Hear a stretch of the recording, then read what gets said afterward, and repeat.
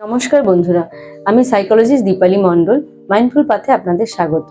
আপনি যদি একজন পিতামাতা হন বা পিতামাতা হতে চলেছেন, তাহলে আপনার জন্য এই ভিডিওটা, বা আপনি শুধুমাত্র জ্ঞান অর্জন করতে চান, তাহলেও আপনার জন্য এই ভিডিওটা।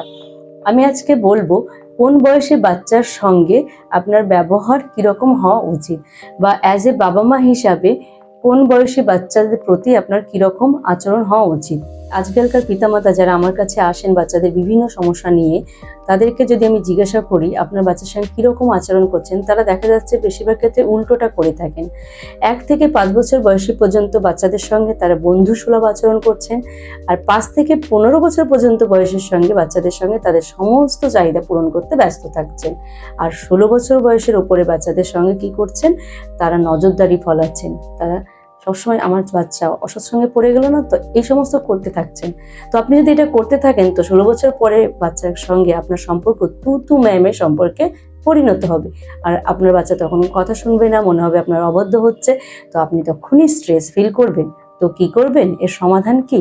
এর সমাধানও 1000 বছর আগে আমাদের শাস্ত্র মনুস্মৃতিতে দেওয়া আছে। কি বলা আছে ছোট্ট একটা শ্লোকে?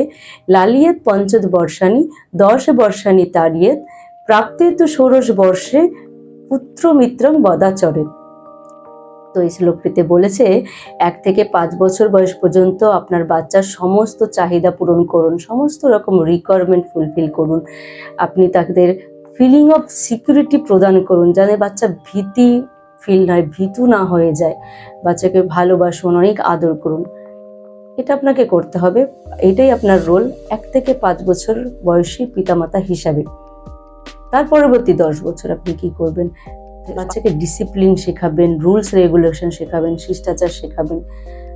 কিভাবে করবেন আরো ডিটেলসে আমি নেক্সট ভিডিও বাচ্চার এজ গ্রুপ অনুযায়ী বানাবো, সেটাতে আমি বলে দেব। 16 বছর উপরে বাচ্চাদের কি করবেন? আপনি বন্ধুসুলভ আচরণ করবেন। তাহলেই দেখবেন আপনার বাচ্চা হ্যাপি হচ্ছে এবং এইভাবে সে সাকসেসফুল হতে পারে, এবং আপনিও একজন সফল পিতামাতা হিসাবে নিজেকে অনুভব করতে পারবেন।